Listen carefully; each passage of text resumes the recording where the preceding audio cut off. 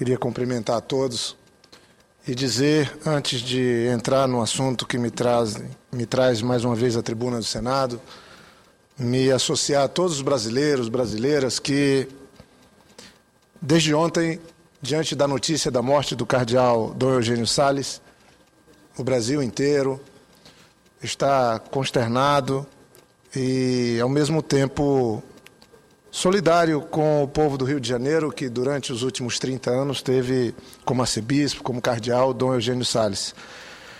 É um líder importante da Igreja Católica Brasileira, uma figura importante no cenário, diria até mesmo mundial, tendo em vista a relação que manteve com vários papas e, ao longo de sua vida, participando de decisões importantes da Igreja Católica e também da vida do Brasil, e especialmente do povo do Rio de Janeiro. Dom Eugênio faleceu ontem aos 91 anos, na sede da Arquidiocese do Rio de Janeiro, em sua casa, ele que era arcebispo emérito da Arquidiocese do Rio de Janeiro. Nascido em Acari, no Rio Grande do Norte, em 1920, Dom Eugênio Salles ingressou no seminário em 1935, e sua ordenação aconteceu depois de ter passado nos seminários em 1943. E em agosto de 54, com apenas 33 anos, foi nomeado bispo titular em Tibica e bispo auxiliar de Natal pelo Papa Pio XII. Ele era um exímio administrador, uma figura que ganhou o respeito do Rio de Janeiro, do Brasil, pela maneira, por uma personalidade forte e, ao mesmo tempo, por sua compreensão, por sua visão de mundo. Foi muito importante o papel de Dom Eugênio durante o período do regime autoritário no Brasil, onde ele, da sua maneira absolutamente discreta, porque era um homem discreto, ele conseguiu ajudar e proteger pessoas perseguidas. E, dessa maneira, além da postura que adotou, criando instrumentos na igreja para que pudesse aproximar a igreja dos mais pobres, foi um dos fundadores das comunidades de base, criou as pastorais das favelas no Rio de Janeiro e deixou uma marca a partir do seu exemplo como líder religioso do nosso país. Uma pessoa muito respeitada, inclusive fora do Brasil, que nos deixa, mas deixa o legado de um intelectual e do seu exemplo de vida, e, como falei ainda há pouco, um exímio administrador e, em muitas ocasiões, auxiliava na condução de crises do próprio Vaticano. Então fica aqui o voto de pesar e a nossa solidariedade com o povo do Rio de Janeiro e também seus conterrâneos nordestinos. É uma perda enorme para o Brasil a morte de Dom Eugênio Salles. Mas, senhor presidente, eu queria aproveitar o tempo nessa tribuna para falar também dos desafios que temos aqui no Senado.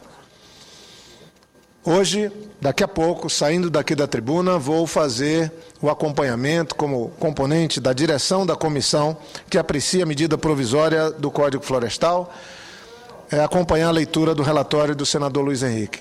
Nos últimos dias, últimas semanas, tivemos negociação intensa, difícil. É um tema que se transformou numa verdadeira batalha, mas que agora temos condição de chegar numa fase final, com a consciência tranquila de que, no que dependeu da minha ação, de muitos colegas aqui do Senado, nós fizemos o bom combate, conseguimos grandes avanços e conseguimos, inclusive, frear a pretensão de muitos de querer danificar definitivamente a legislação brasileira. Lamento que esse debate tenha ocorrido mais a partir de um enfrentamento do que de um diálogo, da busca de uma solução, de um equilíbrio, de um entendimento sobre uma das mais importantes leis do Brasil, que é a legislação ambiental, que é o Código Florestal.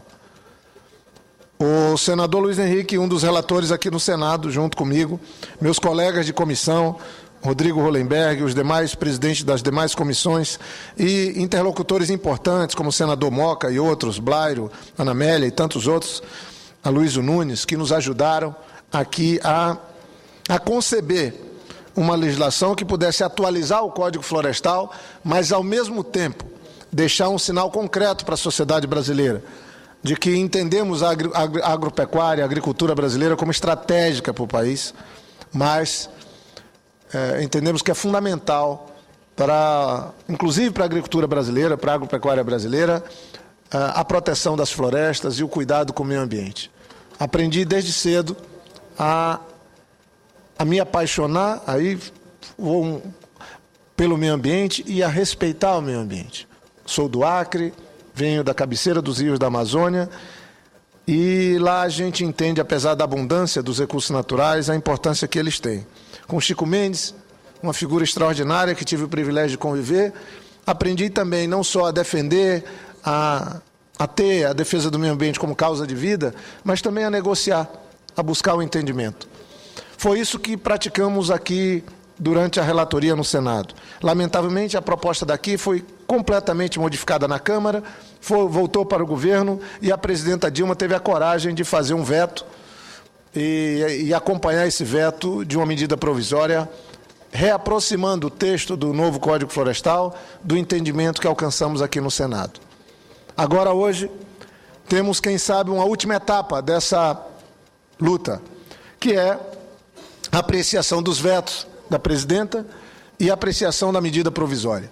O senador Luiz Henrique está concluindo seu relatório, já vai fazer a leitura. Eu pude ajudar ontem, hoje, tivemos uma reunião importante com vários ministros hoje ainda, com companheiros e colegas que defendem interesses mais diversos nesse assunto, que é tão complexo, tão cheio de interesses, e o certo é que acho que, novamente, estamos perto de encontrar um texto que signifique uma mediação desse conflito do setor produtivo com a proteção do meio ambiente, que não precisa viver conflito nenhum. Aliás, não tem como fazer uma boa produção sem ter o meio ambiente como aliado, mas o mais importante é que nós tivemos, por parte do governo, uma posição firme, que se soma a todos nós que nos preocupamos com a proteção ambiental. O Brasil tem sim que se colocar cada vez mais forte no mundo como o maior produtor de alimentos. O grande objetivo nosso é superar os Estados Unidos. Certamente isso vai requerer décadas, mas é possível. Mas o mais importante também, ou tão importante quanto, é que o Brasil se firme como uma nação que tem uma legislação ambiental que é uma referência.